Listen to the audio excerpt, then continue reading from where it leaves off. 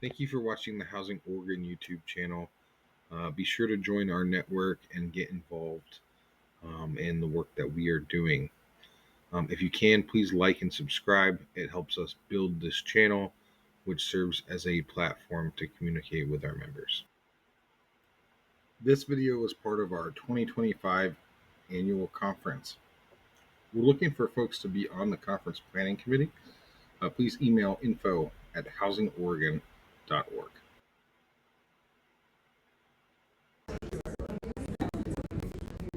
Welcome to this morning's panel on the Hollywood Hub and the formal TOD case study. And I realised before we even started, I put an acronym up on the board. TOD, Transit Oriented Development. And so this morning we're going to spend some time, we want to make it as informal as possible, talking about what is a landmark project, TriMet, a huge project, big, well, I think the City of Portland's biggest affordable housing project to date, and something that, amongst the project team, I think we're all extremely passionate about and also very proud of. My name is Guy Ben, and I'm the Program Manager of Transit Oriented Development at TriMet.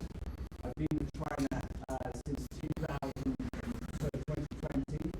I joined just before the pandemic, and I sort of inherited this project. It had already been conceived by our Director of Real Estate and our agency architects, and we put out a broker solicitation and awarded a ENA, exclusive negotiating agreement to Bridge Housing. But that was as far as we got in terms of a general concept. And we'll talk about a little bit more about the iteration of the project through the pandemic and how it's sort of materialized and manifested today as a 220-unit affordable housing building right next to our transit station with a lot of new transit infrastructure. Before I start, as I said, we'd like to make this as conversational as possible. We're going to start with, we'll introduce the panel, and then we're going to go over the project, and then we're going to have a bigger discussion about, the project itself, where the pain points were, where the successes have been, what the lessons learned have been. From a panel introduction perspective, I'm going to ask the panelists to introduce themselves, but before I do that, I just want to get a little bit of audience participation here and get a straw poll, and just raise your hands if you've ever worked on a TOD before. So that's a healthy 50-60% of people. And then the second question I wanted to ask, just because I'm aware this is Oregon-wide, and it's super great to have so many housing advocates and enthusiasts from across the state. But just so we know, context-wise, is anybody not familiar with the Hollywood neighborhood? So everyone, great, that's really helpful. Thank you very much. Okay, so panel introductions. We're very lucky. Very lucky to have really the full spectrum here. We have a funder. Well, we have a funder. I was going to say, I know it's a funder. We have a developer and we have a financer. And I think there's a little different distinction. Let's start with Noah at the end, the developer, and then you can do the show. And Noah, when you introduce yourself, can you give, as one of your background, one of your favorite things about Portland in the fall? Okay, in the fall. Yeah. Do I need the mic? Can you hear me? Okay. I don't know.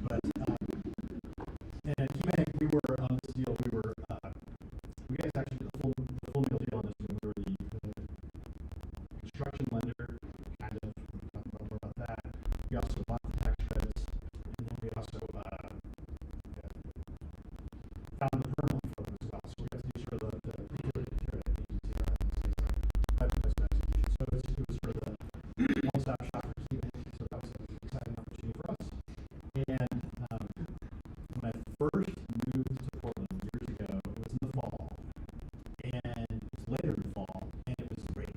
It was always raining. And people kept asking me, and I was working for the Vancouver Housing Authority, if I could say who my first employer was, hey, what's Kurt? And people kept asking me, have you seen the mountain?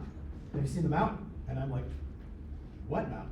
I was here for like 6 weeks before I saw Mount Hood. It was like, and then when I saw it, I was like, oh my God, that's cool. So that's my favorite thing about Portland in the fall.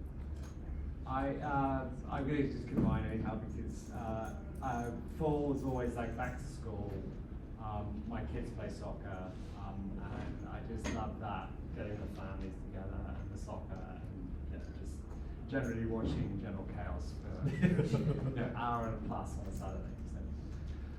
So what we're going to do now is Noah's going to sort of give a really high-level overview of the project from Bridget's perspective.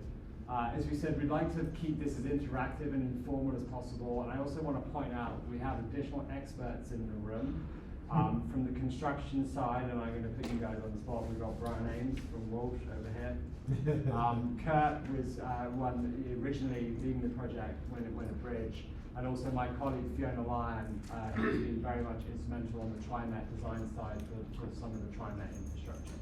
So I think, we've got some time. We kept it we want to keep obviously time for questions and discussion at the end as well. But if there's a burning question, please feel free to stop us and ask, and so we can make this as interactive and you get as much out of this as you possibly can. So without further ado. Thank you. We also have the rest of the bridge team in the room, Smitha and Ryan, and can't forget the lawyers, so thank you for your help a couple months ago closing. Okay, so like I mentioned, just want to give us a brief overview of the project before we get into the panel discussion so we all know what we're talking about. So Hollywood Hub is a family affordable, transit-oriented development project in Portland's Hollywood neighborhood. It includes 224 units of housing, split roughly 2/3, 60% AMI, 1/3, 30% AMI. You can see the unit mix on the bottom. The project is located directly adjacent to transit, both the light rail and the bus, giving residents a lot of options in the neighborhood, as everyone's aware. It includes 55 PPVs, and we're partnered with Impact Northwest to provide services in the building. We broke ground in November and are anticipating completion in March, or maybe February, Brian? Okay. Yeah, I'm not going to go through every number in the unit mix, but you can see there's a good number of 2s and 3s, the idea being we want to make this a viable option for families and the neighborhood. The other notable aspect of the project is it includes 0 resident parking, so it's a true TOD project. I'm going to kind of zoom through this since folks know the neighborhood, they know where the site is. Generally, specifically, it's the site of the former TriMet Hollywood Transit Center, which is a little generous. It's kind of a glorified bus stop, kind of begging for housing for a long time, and we're finally making it happen. Really, the primary benefit of the project as a TOD is its proximity to daily amenities. We're reducing the need for residents to rely on an automobile by giving them everything they need in a 5 or 10 minute walk. So there's a grocery store across the street, a couple more in the neighborhood, schools, Hollywood Theater, best popcorn in town. And in addition to that, there's a few other transit opportunities that we're giving residents. So you can't just provide 0 parking, you also have to give folks some opportunities, some options to get around town. So like I mentioned, the big 2 are the site location in the neighborhood and the proximity to transit, this being a partnership with TriMet as the landowner. Some other elements of the project's transportation plan include funding for annual transit passes or bike town memberships. We're exploring a partnership with a car share operator to give families and residents the access to a car for that Costco trip or whatever it may be. And there's also multiple bike rooms, both on the ground floor and bike storage scattered throughout the building in unit. Sources and uses, probably the most exciting slide here. You can see it's a $150 million capital stack. This is the perm stack. Worth calling out just a couple of the sources that are maybe unique or important. PHB, obviously one of the biggest funders of the project. This project would not have happened without PHB and that the desire for the success from PHB's leadership. But we could talk more about that and how that contributed to a really positive team dynamic for Hollywood Hub. Investor equity was priced at 88 cents. Specifically, PHB contributed PHB bonds and some of the last Metro bond dollars of the region. They also contributed about $8 million in Portland Clean Energy Fund money, which we can talk about if people are interested, as well as $9 million of $9.6 million of home funds that we spent those as quick as we could. So going down the line here, a couple other things worth mentioning. The project did include 45L tax credits. Maybe folks heard yesterday or earlier this year. That program is sunsetting, and we won't close in time to secure those tax credits. So we're working to backfill that roughly $1 million, or save that $1 million, or some combination thereof. And then a couple smaller sources from Metro and ETM. On the use side, about $100 million went to construction, and the rest is spread over soft costs, including developer fees and GP contribution. So Brent kind of alluded to the somewhat novel financing structure for the construction period for Hollywood Hub. So what he's talking about is the project represents the first use of public sale construction bonds by a nonprofit housing developer. So this has been done before by housing authorities, but never before by a nonprofit housing developer. And Bridge was uniquely positioned to do this thanks to its AA- rating. If we didn't have that, it wasn't going to happen. So how did this work? Relying on that rating, we issued $71.5 million in bonds for sale at close. Key underwrote those and was the marketer, and Bridge is guaranteeing those bond payments, as well as the repayment of the principal to the bondholders. The 3.75% is actually 4%, so we locked that in at closing, and this allowed us to do a couple things. The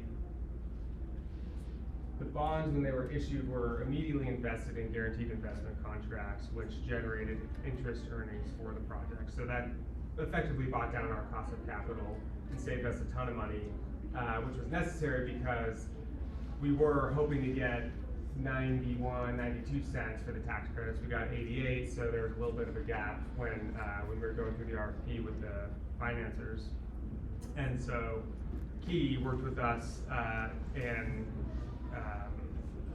Bridge's sort of history of innovation and pushing the envelope to come up with this unique structure that not only helped get this project across the line, but really served as a model for other projects. I was just talking to Mike yesterday. Apparently, were maybe being used as a case study to help another project get across the line. So that's great. That's what we want to do, right? To make our own projects succeed and help the industry succeed. There could be a whole nother presentation about TriMet's project. This is actually two projects in one, but we're trying to make it as seamless as possible, and we're gonna kind of speak to that with our theme of collaboration as we get into the discussion. But I want to highlight briefly our coordination with TriMet on the project. I might jump back and forth between these two slides because I think the pictures show things a little bit more clearly. If folks are familiar with the neighborhood, they might have been familiar with the former stair ramp or stramp structure that served as the memorial on site prior to construction start. TriMet's project really consists of modernizing that facility to provide better access for pedestrian and bike users of their light rail station, as well as access across the freeway. And they're also relocating their electrical gear on site into that structure to get it out of the way so that the housing project do our thing. So phase one, demo the old strand and build a temporary structure here. So there's a temporary ramp on site for a number of months, and TriMet with their construction team rebuilt the facility, which you can kind of see in shadow here. It's a very nice strand that y'all should check out if you haven't seen it lately, if you're into that kind of thing.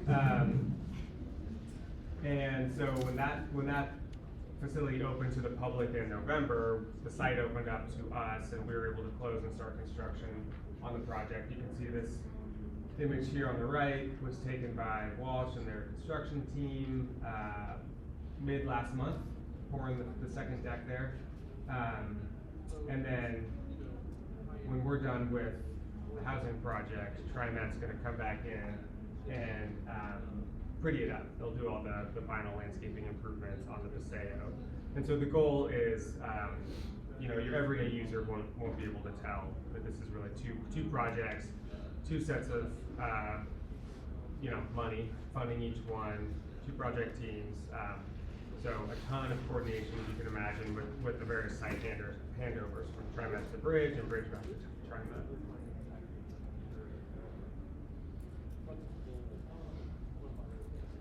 Okay, that's my little spiel, and so I'll hand it back over to Gavin. I guess it's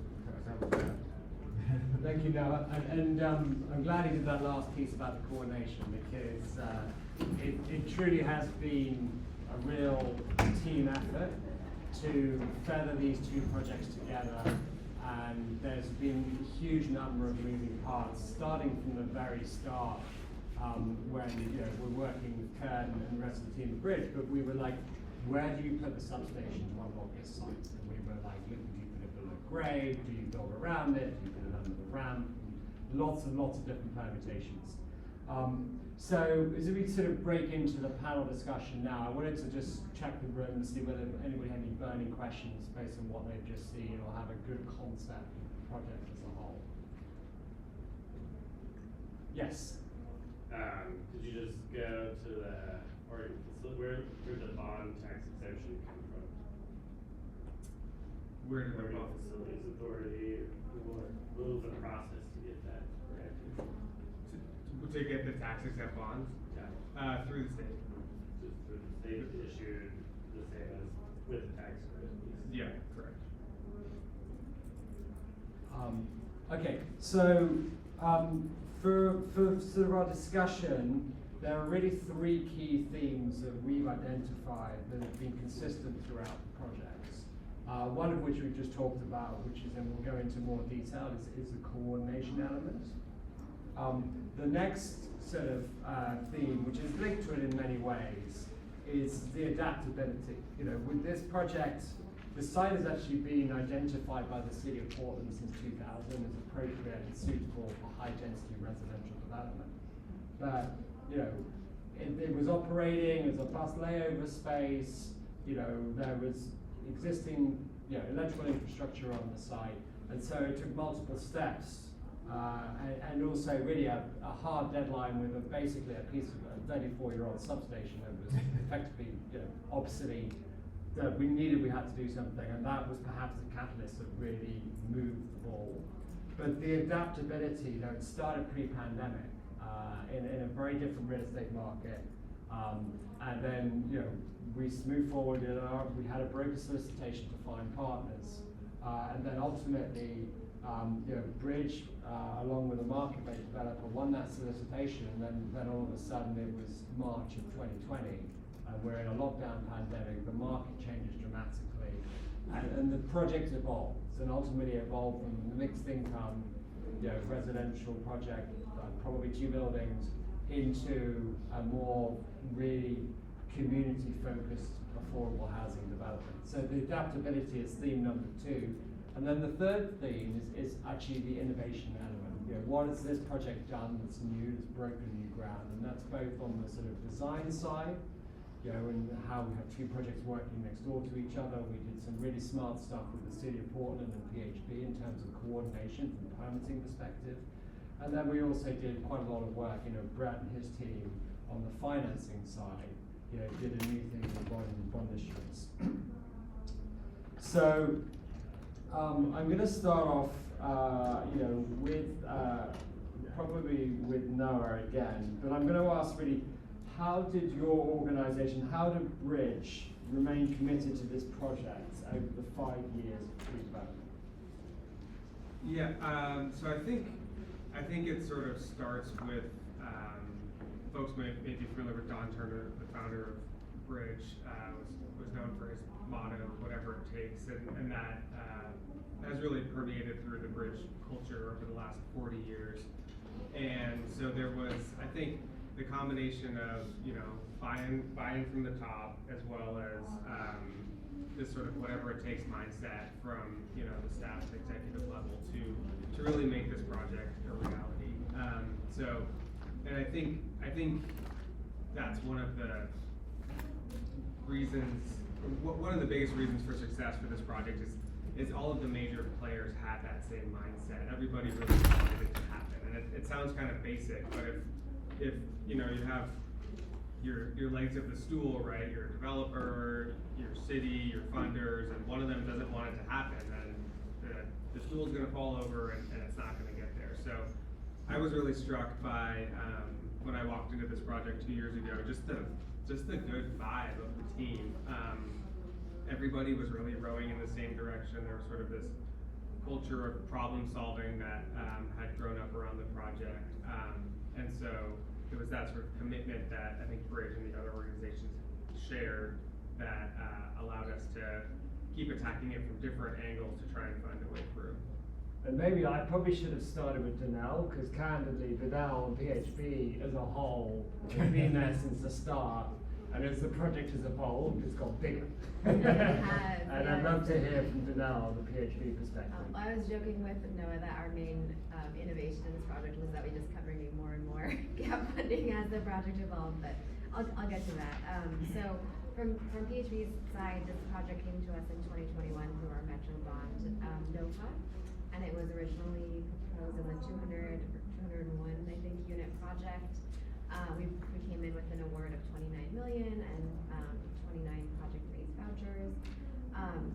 PHP's commitment to the project, and I think we were really struck, one, by obviously the vision of going kind of farther than any TOD project to date, the scale of the project, but also the robust level of community engagement that Bridge had conducted at Bridge and TriMet, bringing in a local consulting firm, TriExcellence, and I want to say you guys did like 30 focus groups and meetings or something before you came to us on the proposal stage, which is, I would say, unusual for that level of that stage of project. So we immediately recognized that there had been a significant amount of legwork done to understand what community needs, and bringing in the family housing, the culturally responsive services to respond to those needs. And so I think that's the kind of why we remain engaged. The how we supported this project over the 5 years.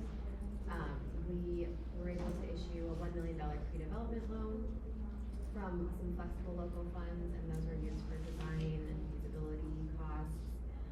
And then we really appreciated Bridge engaged us early in the conversation in thinking about increasing density, so eventually from 200 to 224 units, because they recognized that additional gap funding would be needed. And so there was this kind of collaborative conversation where Bridge was putting different options in front of PHP, and PHP was a partner at that table and saying, we think that we could, bring additional gap subsidies to make this level of density work. And so we really appreciate that conversation. And so I think I'll talk about this more later, but our funding commitment evolved from that initial 29 million up to eventually something in the range of 50 million, and additional project-based vouchers as well. Brett, do you have any, from a just a collaboration perspective,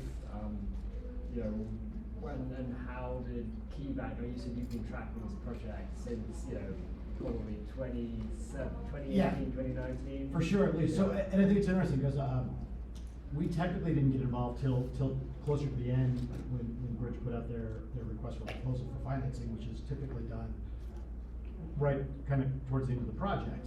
So on one hand, we were kind of the last leg of the stool, and at the same time, I've known the Bridge team for a long time, and they're one of my clients, so I'm constantly like, hey, what are you guys doing? What are you guys doing? what are you working on? So I've been talking with them about this project just at a more high level, like what's going on, and so I've talking to them about that, I think is really important, and it would kind of go back to, as a developer, oftentimes you don't engage your lender until pretty late in the game. I would suggest engaging with them a little earlier, and it can be that sort of high-level conversation, but just, it's better to don't just be like, oh, we're ready to close in 18 months, let's go find a lender. Spend more time with them, figure out where you're at. And then you can learn things like, oh, we thought that the credit price was 92 cents, because that's what it historically had been, and now all of a sudden the market is moving and it's going down. And you're like, oh, crap, now we have a potential $5 million shortfall just based straight off of financing. And then, you know, in our case, we came up with this creative solution where, you know, we're talking about $75 million construction loan rounding at around 4% interest in November, which is incredibly, that's what we closed on a year ago. So like that rate is very hard to touch. You know, you're probably 200 basis points lower than what you would get on the street. And that 75 million, 200 basis points over 2 years, that's going to start adding up. So just sort of, I think that's the important part for collaboration, is that do keep your lending and funding or financing team in mind early. I think that's helpful. I mean, I think just speaking on TriMet's behalf, you know, keeping this project moving forward over a 5-year period, that included most all of the pandemic, is we benefited from the TOD group and the real estate team from having very high level support within the agency for this project. And we'll talk a little bit about it further, but I think across all the stakeholders, there's been that, you know, alignment in a vision on delivering a really impactful and inclusive community development in the site. And that's been the North Star that we've managed to work to. And it's helped us, as we've encountered challenges, it's helped us to adapt and overcome. Yeah. So the next thing I wanted to talk about is, you know, in terms of the collaboration, what did we do that was different perhaps from previous projects, and how did we, you know, as we mentioned, you know, many of us, we didn't start on this project, you know, we inherited it from, you know, colleagues who've been working on it previously.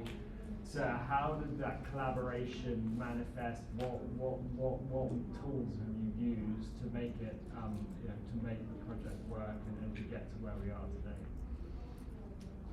I think there's some big ones and there's some little ones. Like really, there's some fundamental collaboration that was key to the project's success at a very general level, and then there's also like a very nitty-gritty day-to-day, you know, our contractor calling TriMet's contractor, like, you know, that granular level of coordination that's happening. So I think at the highest level, and this is sort of in the collaboration / innovation theme, if we want to think about those buckets, Bridge, TriMet, PHB, all sort of recognize an opportunity, I think, when the market rate developer exited at the beginning of COVID. I think a lot of folks would have said, you know, this is maybe making the project more challenging, what are we going to do with the site? But I think the team saw it as an opportunity to do something a bit more bold. And the idea was to go hand in hand to the federal level and get a determination. This gets kind of wonky kind of quickly, but a determination regarding the DDA boundary that cut through the site. So originally, the building had this really horrible design. No offense to our architects, we were just designing to the DDA boundary, and we got kind of beat up at design review, and then the market rate developer exited, who was occupying the balance of the site. And so sort of the combination of those factors and I think the collaboration that the team had at the time led us to engage Senator Wyden's office to get a determination from the IRS that involved, I think, 5 federal agencies that if more than 50% of the building was in the DDA, then we could still get the 30% basis boost, which was critical to the financing of the project. So that's sort of a big picture, high level collaboration effort. I don't know if folks have other thoughts on that piece. For the room, do people get the concept of the DDA boundary and the basis boost? Is anybody completely lost on that front? Okay, really very high level. So the project uses low income housing tax credits for its construction, part of the equity source of the project. And maybe, Brett, do you want to explain it or? So he's getting there, and basically, if you fall within a certain zone, it's a DDA, difficult to develop area, you get a 30% bonus. And in this case, we talked about, I'm going to round here for a minute, we had $60 million worth of tax credits. So that would have been, I can't do that math in my head, is that $40 million? So without that 30, Courtney will correct me. Courtney is also in my office, she's actually a tax credit expert. But it would have been $40 million without that boost. With that boost, $40 million of credits becomes $60 million worth of credits. But you have to be building within said zone, and the problem was said zone is a magical line drawn by somebody somewhere at some point, and it, in this case, didn't follow the property. So the building originally was this kind of flipped, upside down J, shaped like this, with very minimal or no frontage on Halsey and Road. Most of the building back along the railroad tracks there, and that's what the design review committee hated, and so and the market rate building was in here, and so the DDA boundary was, I think, goes like this through the site, and so we were able to add this extra portion, get a design that made sense for the neighborhood, keep our 30% basis boost, and add, I think, 24 units to the neighborhood. So it was like completely critical for the project success. And the city, and I'm going to flip to the now in a second, the city played a huge role as well, both from a design review and then later on, comparing on the company side. I think one of the, we're all, pretty much everyone here is working in the development space. Lines on maps, are always a challenge. And taking a pragmatic approach to how you deal with them, and sometimes it is worth asking the question: is this line? Can we cross it? And trying to challenge some of the code or some of the restrictions that might exist on the site. And Madeline. Did the DDA line change, or? There was a determination, because the DDA line is based on a census boundary, and I think everybody, there's also, this is where we've learned a lot through this process. You're not going to change the census boundary, period. But what happened is it went to the IRS with again, it's high-level sponsorship, really Senator Wyden, and this is where TriMet, leverage and bridge, we leveraged the government affairs team at TriMet, get that high-level ear. They then took it to the IRS and hired back in Washington, D.C., then flipped it back to HCS with some guidance basically saying, listen, find a way to solve this, it doesn't make sense. And then OHCS issued a determination that if 50% and over 50% of the building within the boundary, then the whole building is subject to get the benefit of the basis boost. And the other thing that's super important about that is it has to be done in such a way that at the end of the project, the attorneys can say, yeah, that's right. And so that's the other part that all the I's have to be dotted and T's have to be crossed, because I can't give you my $60 million until I know that it's real and I'm not at risk of losing $20 million because there was a misinterpretation. So it's got to be like, at the end of the day, you need this. You don't think it's one of those weird things like, oh, can't close without an attorney opinion. That sort of seems rote. But at the same time, you're like, turns out these opinions are really important because we rely on them. It's just odd that the census tract didn't align with Halsey Street. Yeah, so here's the thing. I think this is really important as well as we go into this new era of AI.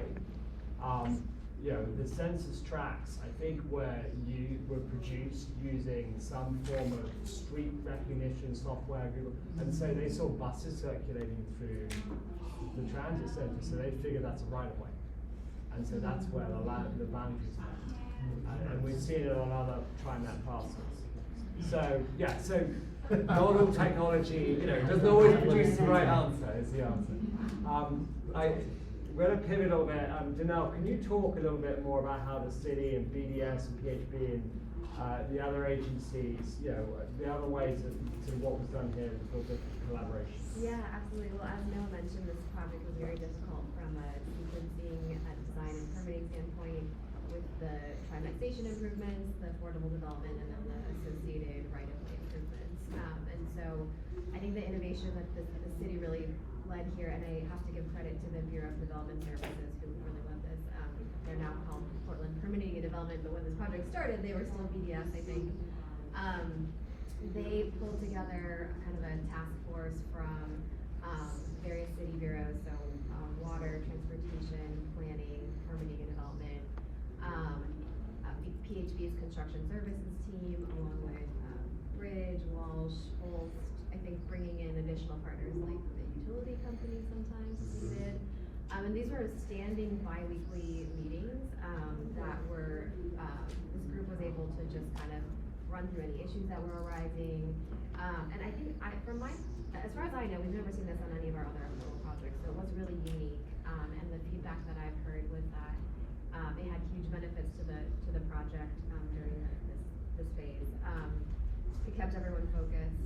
It helped surface problems early and just have the right people in the room that they could talk through it and figure out the game plan for solving them. And I think it really saved a lot of time and sort of self-communication issues. I was not really in those meetings. I don't speak permitting, so I'd be curious to hear Noah and Guy's perspective on what it was like in those meetings. I mean, it's been invaluable. I think there's, as we mentioned, there are two projects here. There's the TriMet project, and then there's the Bridge project. And RGC was Raymore Construction, and then Bridge has O'Neill Walsh. And the fact is that those teams have been speaking to each other now for 3 to 4 years, and we still have.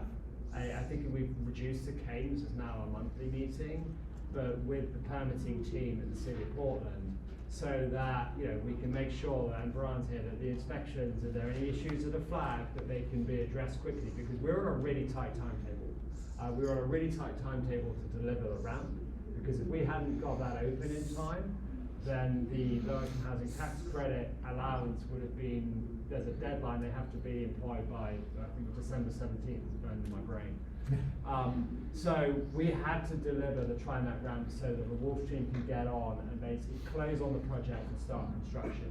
And then at the back end, even now, today, we're trying to keep Brian and his team at O'Neill Walsh, keep their feet to the fire, because we still have phase 2 to deliver, which is the rest of the Paseo and the groundwork. And if we push that out, that's costing TriMet, and then we cost TriMet time, and then that translates into dollars, and then we blow our budget for the infrastructure improvements. So it's just that constant dialogue of the various parties here has been super valuable, and we're extremely grateful for just having. I think one of the things that the city did do is that they appointed a champion internally. So listen, and actually it was one of the PBOT staff, because we were doing a lot of right-of-way work at the time. But basically, if there is an issue, he was going to basically take it away out of the meeting and then find out what was the blocking point, whether it's with the Water Bureau or whether it was with BDS or BPS or whatever it was.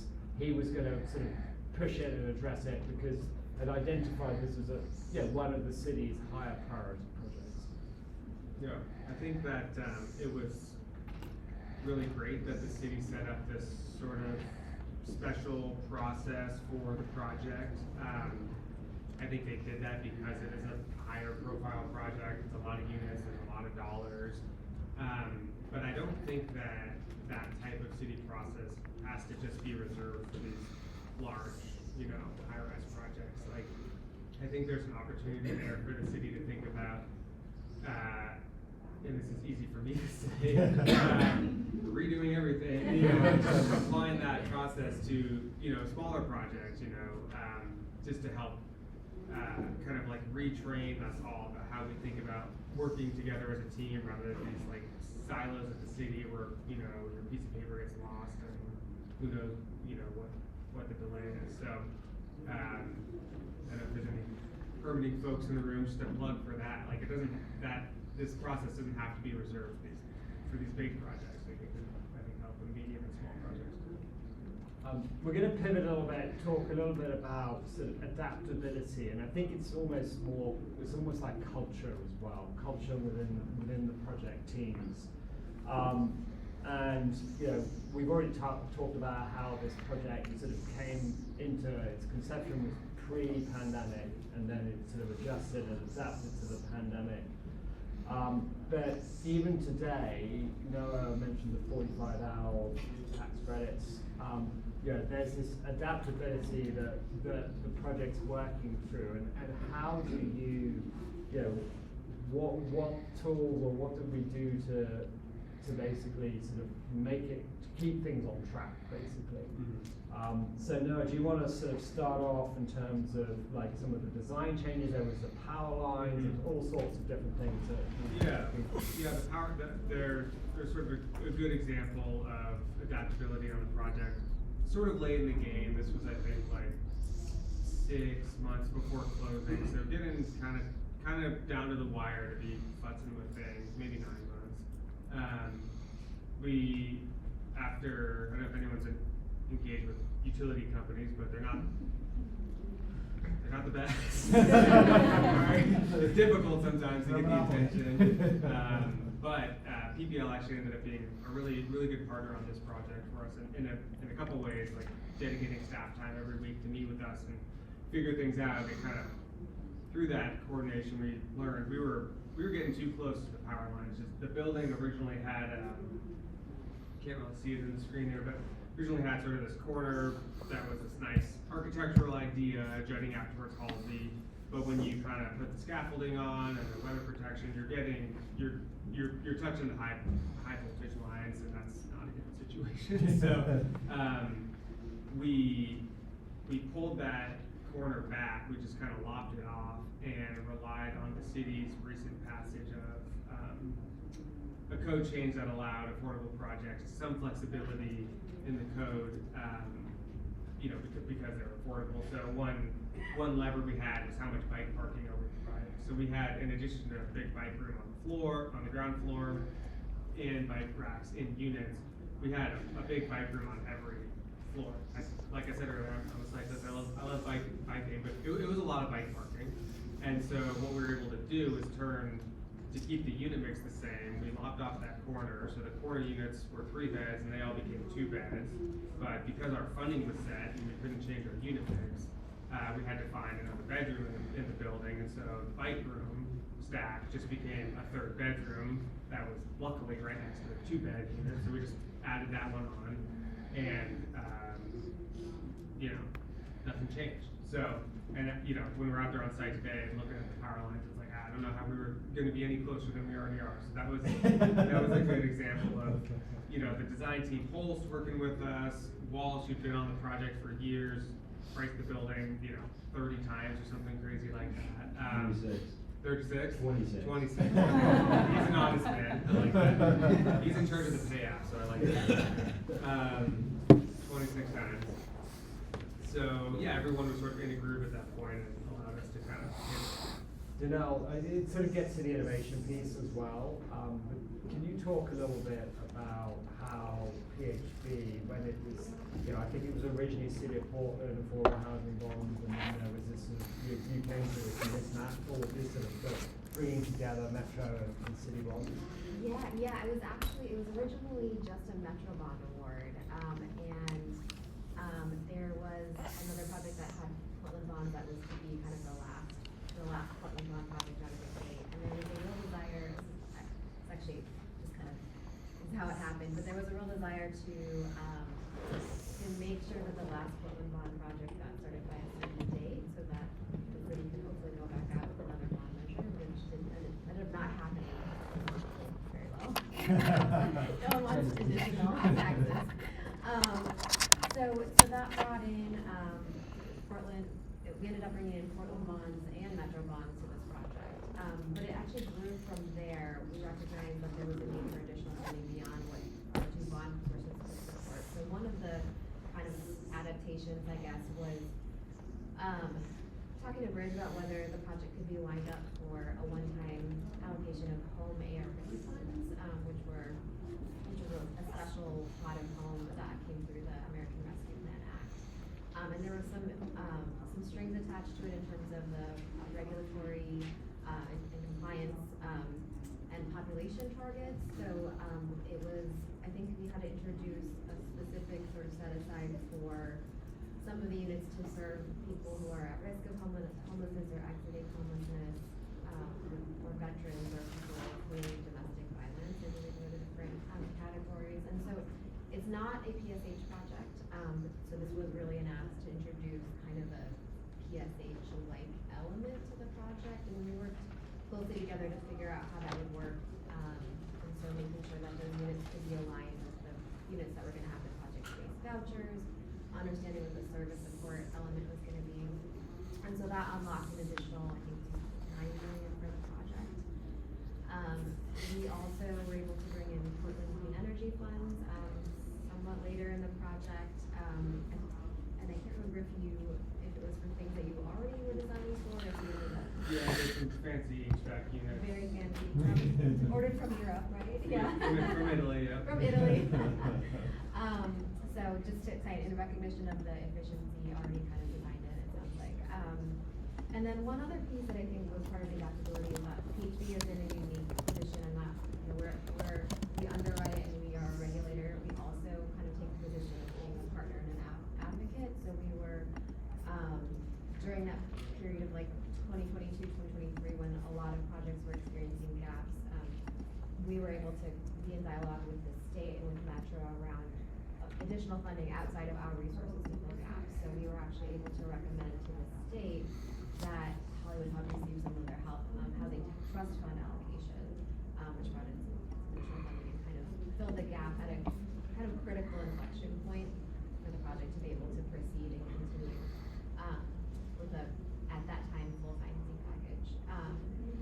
So yeah, just kind of layers upon layers of additional financing. Let's stick with the finance a little bit more, and then I want to ask Brett a little bit more about sort of the innovation in terms of, you know, Bridge issuing its own bonds rather than, you know, going through a third party consultant. Yeah, so at KeyBank we have a capital markets group which sells bonds more or less, and what we were able to do in this case is, in a traditional tax credit project, you get issued bonds by the state, and then KeyBank would in effect buy the bonds and then turn around and make a construction loan to the project. So I'm the construction loan, that's kind of how most deals go forward. At that same time, Bridge guarantees the construction to me as the construction lender. But in this case, that's not what we did. Because Bridge has this S&P rating, which is independent third party says Bridge has got a lot of money and they feel really stable. And so they got their AA minus, I think that's what it is. So instead of KeyBank buying the bonds, we coordinated the bonds being sold directly into the capital market. And as a result, the project has investors who bought the bonds that act as if they're the construction lender, and there actually is no construction lender. There's not, it's just structured differently. They just get the bonds directly from whoever bought the bonds, whether it's a bank or this is Jones or ETF or whatever.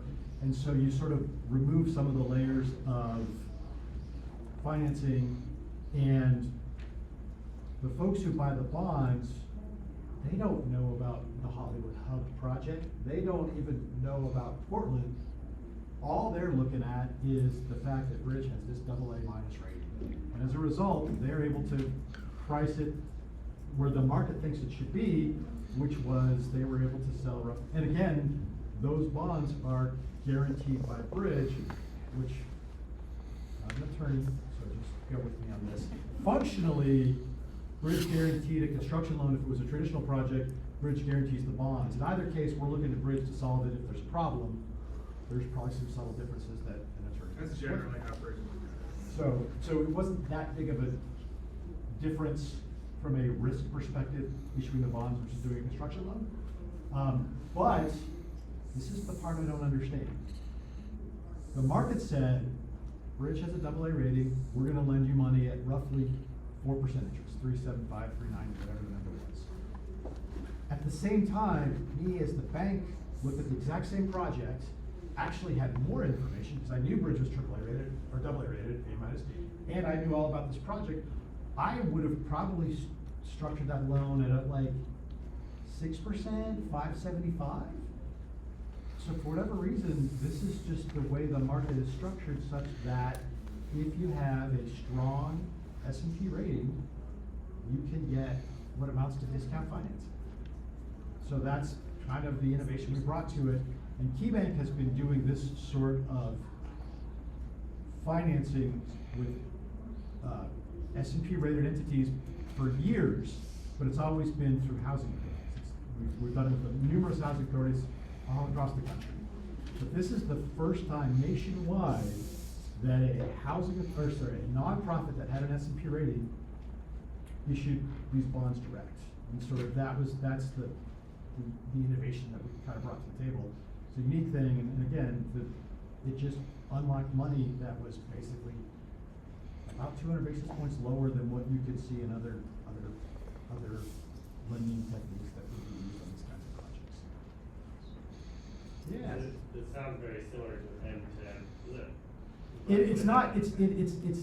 It's similar in that, but an MTEB, which is a Fannie Mae product, and it's a cash collateralized bond. So. Not need to be cash flow. Well, okay. Sorry. But that I may not fully understand. But it is similar, but different. And we can talk more. And I'll connect you with Sam, my bond guy, if you want to know about the full on details. I was just curious if it was cash collateralized or not. It's not cash collateralized. That's the You one. guys got all the funds up front, so you were able to invest it right off in this whole arbitrage. Exactly. So it's not cash collateralized, but they did get the money up front, and it does create the whole the whole arbitrage concept, and that generated another $4 million or whatever, I think, up there. So similar. So yeah. So you're in the right headspace. It's just details. We can talk more. Oh yeah. Brett, are you also Danson? Are you also involved in the construction draws, or are all the draws just being handled through Sam, and then just making sure that it's delivered to the bondholders as such during construction, or how? That's a really good question, and that's an area that we struggle with because we're not the construction lender. Right. So traditionally, I would review every draw, and I'm not reviewing every draw on this project. But so Bridge is the construction lender, so they are managing their own draws, and then I'm gonna. We submit it to U.S. Bank, it's trustee, and they take a look and release the funds. And then the other sort of suspenders and belt that goes with that is that because we're the tax credit investor, we're also gonna ensure, how's that work? On the tax credit side, we have review rights over the draw. So we don't actually approve the draw, but we see everything coming in and can monitor it, just like we would otherwise if Brett was the actual construction lender. Question about Bridge and like, what's your scale and what was the decision-making process up the chain of command to do this? The scale Bridge has 25,000 units. 4 billion in assets. 4 billion in assets. There you go. And we just, we needed to fill the gap created by the reduced tax credit equity pricing. The project needed to go. Bridge has a history of, like I said, pushing the envelope, kind of like trying different things. And so, whatever it takes. I mean, I don't know, Smith, if there's other things up the chain that you would mention, but I think it was just kind of a recognition that this was the tool for this project, and the risk wasn't like that much bigger. Yeah, so I just want to say that, I think back in 2020, right before the pandemic, that we received our S&P rating, and it was done with a very specific purpose of trying to see if we had potential innovative ways to issue our own bonds. And actually in 2020, we did issue our first 501c3 bond of 100 million. And that is something we use internally for pre-development and for acquisitions. And this was the second time that we did it. And we just recently reaffirmed with S&P our AA- rating just last week. And Smith, I apologize, I should have introduced you at the start, I was stage fright. And I was gonna say, so back to this S&P rating, so it's a little bit of a, not everyone can do it. You just heard they have $4 billion worth of assets. So a lot of nonprofits don't have that. So it's a tool that not everybody can use, but the limited folks who can, it's an interesting additional tool to have in your back pocket. It's not the right tool for every project. Every project Bridge does isn't using this as their financing technique. This is the only one so far. So we'd like them to do more, but I think they also want to chew it up and make sure that it actually is going to work, which is a very reasonable place to be. For us in California, the bond sizes are just ginormous. Our average project size is about 100 units. So we do have pretty large construction loans. And this just worked out for us just in terms of the size. And unfortunately, we do have limitations. Even though we have $4 billion in assets, we can only do one project this size at a time. We have to wait for Hollywood Hub to be done before we do this again. And we spent a fair amount of time talking with the whole seniors management staff at Bridge, so a lot of time with the CFO. So for this to happen again, I get my guy Sam, bond guy, talk to their CFO. They can have their high-level discussions to sort of decide if this is a good thing or a bad thing. And it's not right, like I said, it's not right for every project, it's not right for every company, it's not right for every deal, but it's just a nice tool to know it's an opportunity. And I think, I'm glad, Madeline, thank you for your question. This is a really great conversation. To make this relevant, I want to make sort of not everybody is a AA rated organization. Actually, most organizations aren't, and even if they are, they can only do one at a time. So when we're looking at innovative financing and innovative techniques to deliver projects, TriMet for one, and I know the city and PHP are others, we're always looking at new ways, and we actually had a delegation come across from the city of Calgary, and in Canada they have commercial mortgage insurance, which basically brings your rate down, and that's something that we should be looking at. So there's lots of different things that, and we've talked about, whether it's TriMet that has a huge balance sheet, can act as a guarantor on a loan, and therefore then bring rates down. Where we want to sort of wrap it up is that this project, we've got here through a lot of hard work, a lot of real commitment and creative thinking and diligence by everybody involved on the project, but it's also had its challenges. And we would be naive to sort of say, oh, this is great, it's fantastic, this is really easy. It's not. It's been very hard, it's been pretty emotional on occasions. And there have been failures, and I can say for one part, Bridge and TriMet, we tried to work with the FTA, and they have a program called TIFIA, which is basically a low interest rate federal loan that we looked at. That basically you can get a 75-year loan at a treasury rate for a project. It can be construction, semi-permanent, whatever, but you have to go through Buy America provisions. And when you start doing that, that starts making things very complicated.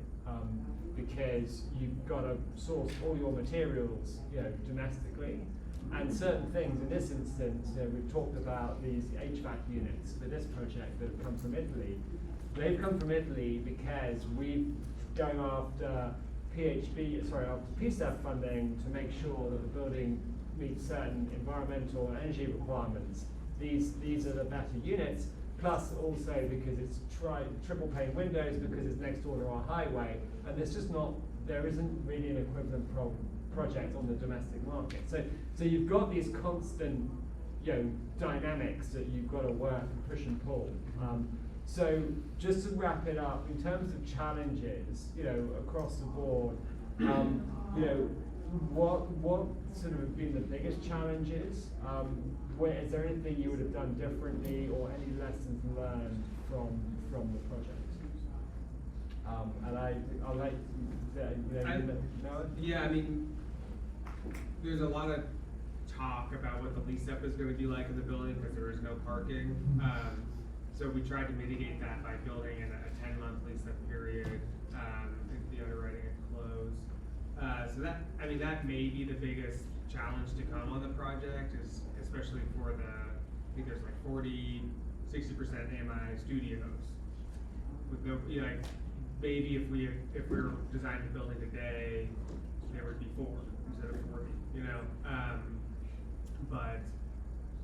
So that's like an anxiety that I have on the project, but I'm optimistic. You gotta be optimistic if you're in development. I'm optimistic that it's just gonna be a really beautiful building. It's gonna be a nice place to live. We're trying to put some nice unit finishes in there that's gonna make it, you know, feel like a real place, not like it was just kind of thrown up. So yeah, I think that's more looking forward than looking back, but that's kind of what I see as a huge hurdle remaining on the project. The city, or PHB, is the responsible entity that's in charge of doing the environmental assessment for HUD to get through the NEPA clearance. And I think one challenge was this, because of the interplay between the multiple projects on the site, like being very careful about how you define the site and define the project. And I think we ran into some challenges there. So I would say, like, on a project with this sort of level of complications, engaging, you know, your HUD environmental officer early and being able to talk about how to properly define the site, and then the environmental sort of impacts flow from there. So that was one challenging piece. You know, from PHP put 4 financing sources into this deal, which is highly unusual for us. Maybe for like a state financing agency that might be a little bit more normal, but it was very unusual for us to put that many different sources in. So just kind of layering the regulatory agreements together, and figuring out how the compliance will work with sort of the different targets for the different funding sources, and then working really closely with Bridge on how to sequence kind of the cash flow during construction and drawing on those different sources of the time that's most beneficial for the project and meets all the eligibility requirements for the sources. So that was one consideration. I think for me, the thing that was interesting is I was the point person for KeyBank to go out and sort of bring this project to the bank. And I'm a balance sheet lender. And I have 0 balance sheet loan in this project, which was a really interesting position to be in, to sort of be the one who's the biggest champion at the bank, the one who brought it in, and I actually have no role. So that's been an odd spot. So because normally I'd be the construction lender, and I restructured it such that I gave it to my buddy Sam, and Sam's handling it all. And then, as someone pointed out, I don't even get to look at construction drawings. Like, I'm just like, so you could look if you so want. and someone at the bank is. I got to clarify. Like we care. That's another potential risk that, you know, we have to worry about. That it's being built properly, and it's going to be an awesome building. But so that's just sort of was an interesting position to find myself in, to be like the biggest champion and immediately work myself out of a job. But you know, it stayed in-house at the bank at Key, so we're all happy either way. And so this is a good one key solution. We have to do, like I said, we have to credit the construction and the perm, so it was a win for us. And obviously, Bridge is a great client, and we love working with the city and doing more projects. So, you know, there's your commercial. Come to KeyBank, we're fun. I'm gonna, from a TriMet perspective, I think there are challenges, there's lessons learned. Firstly, this was a hugely ambitious project, and you know, with TriMet's sort of renewed TOD program, this was the first project we attempted. I wouldn't necessarily recommend you do that. You know, I think the relocation of a substation in itself is a big project. That's a $5 to $10 million project in itself, and then building infrastructure around it. What we didn't mention is that throughout the whole project, TriMet has maintained access to the MAC station across, you know, this sort of along this site boundary on here, which has, you know, definitely added a lot of cost to TriMet, and you know, we're all aware of it. But basically, inflation and interest rates have just ballooned in the last several years.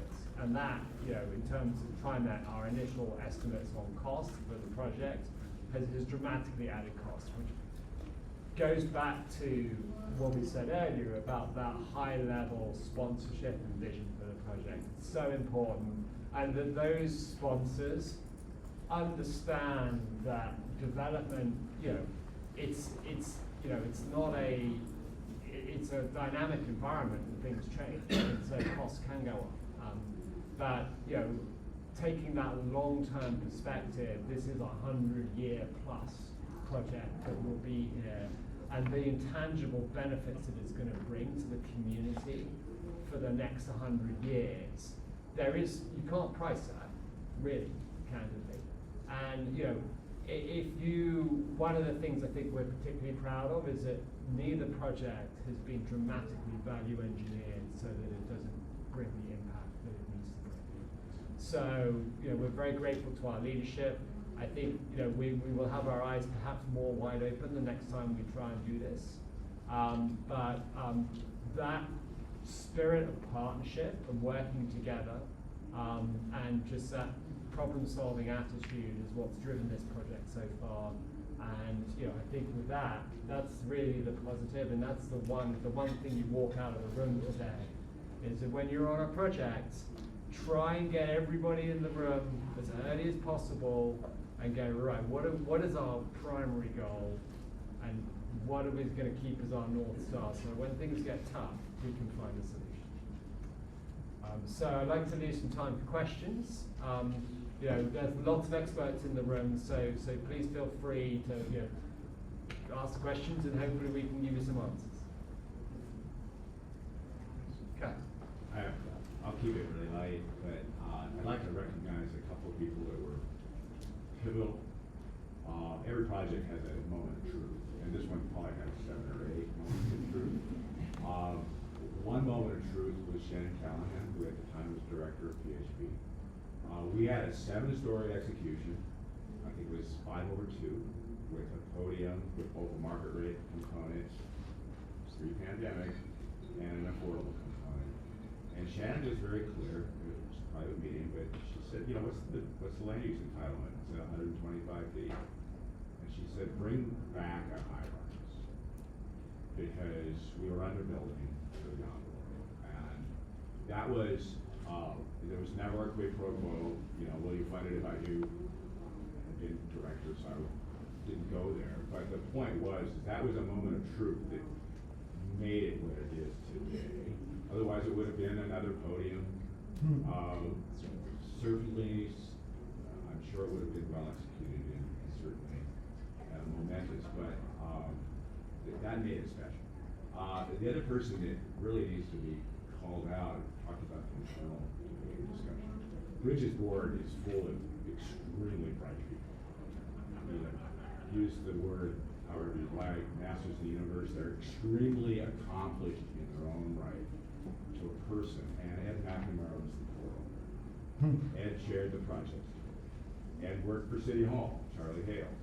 Ed recognized the level of complexity that this project warranted and the inevitability of the development because of the hate crimes at the Hollywood Transit Center. So this was hallowed ground, and Ed understood that and carried that to the board. Had it not been for Ed, I'm not sure that zero parking for 224 units was going to fly. Because Ed really shouldered that burden. I couldn't have done it without him. So those two for sure. One little thing I'd like to mention, this involved a street vacation, which on Portland City Council under charter still today requires a supermajority. So a lot of the pre-development community engagement was not just because of the Hollywood Transit Center memorial and the fact that this had to be done right, but I needed a supermajority of the council. I couldn't do this on a split vote, right? And we actually worked through 3 different city transportation commissioners because election cycles are such that, but to a person, I was unanimously supported in the city council thanks to PHP's continuous engagement. So, just wanted to shout out to those folks. Yep. My questions are not. I'm going to shift a bit because I'm really curious. I'm not going to talk about finances, but I am curious because there seems to be a lot of intentionality about support services that are built in. And I'm curious, you mentioned Impact Northwest, and Did that factor into the financing at all? And then I'm also really curious about the relationship with Portland Public Schools and boundaries, and if that was something that was factored in during the process as well of the building. I don't know the answer to the second question on PPS, or maybe you do. On the services side, I mean, Bridge, you know, in all of our projects, partners with the service provider, and so Hollywood Hub is no different in that regard. Bridge does its own property management, but, you know, recognizes its limitations perhaps, and partners with service providers. So Impact Northwest was brought into the project. For this one, I think your question was, did it impact the financing? I think only in that we knew we needed it in the building. We wanted to, you know, we needed the budget for it in the OpEx, and, you know, prove that up to the underwriters. So yeah, I'm not sure in that respect it was too different than some of the other projects that you see going up around town. Portland Public Schools. And I can talk to that a little bit. Okay. So early on, and Danelle mentioned we had Tri-Excellence, you know, who were instructed by Bridge actually. You know. But the community engagement, it goes back to this partnership theme. TriMet and Bridge with Tri-Excellence have conducted, I mean, the last count was over 40 community meetings with different stakeholders across the community. We never had a direct conversation with Portland Public Schools, but yeah, the Laurelhurst School is across 84, and then you've got Grant to the northwest of the site. One of the things that we heard from Grant High School kids was there's nowhere really to like go after school, and so and this is really to innovation part of it. When we're trying to balance like basically the disposition or the transfer of the site ownership from TriMet to Bridge, we're trying to be responsible for TriMet's fiscal, you know, to make sure that their balance sheet doesn't take too much of a hit, and ultimately we land on a ground lease structure and a joint development project with Bridge. And part of the payment, they paid us an upfront ground lease payment of $1.5 million, which is below fair market value for the site. But they also are developing and handing back effectively a retail condominium to TriMet, which has some value, and they're also funding the TIs for that retail unit, so that there's a budget there when it comes for lease up to bring in a tenant. And the concept is that we'll put in a community-focused, probably a community-focused coffee shop or some other form of sort of incubator business into that space. So it's sort of this there's a lot of, there are so many, and candidly there's so much going on. The street vacation was another huge part of this project that candidly completely escaped my mind. So yeah, there's so many different pieces here, but it was just taking a programmatic approach to moving the project forward and just making incremental sort of steps to delivery. You know, unlocking the street, you know, and working out the structure for the ground lease. And I would say another pain point, candidly, was, and I know we had some of the attendees here, but it was really, it's tough to negotiate. A lot of considerations in there, and we got there. It took a long time. Luckily, we just took it as it came and moved it forward, and just kept the dialogue, kept it civil, and just worked through all the issues so that we could get there and then close, and then the bridge can move forward.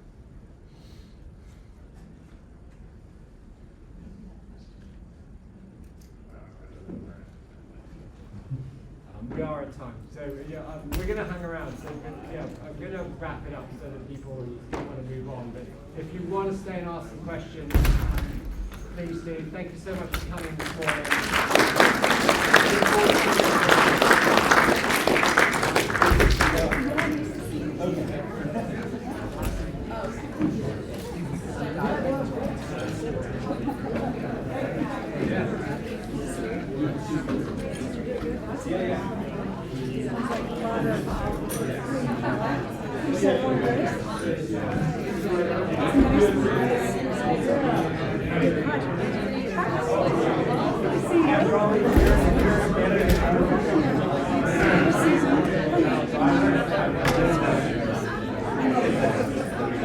That's why you're walking this time. Well, probably none of you. Very good to see you too.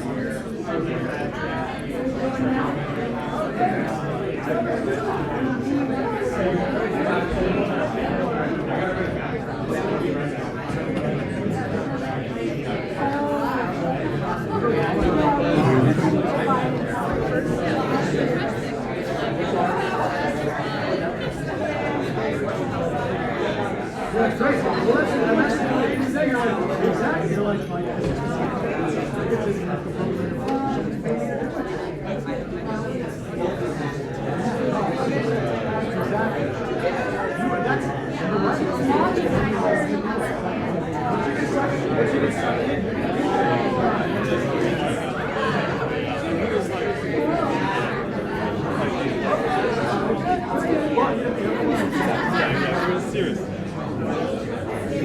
Yeah, I was gonna say,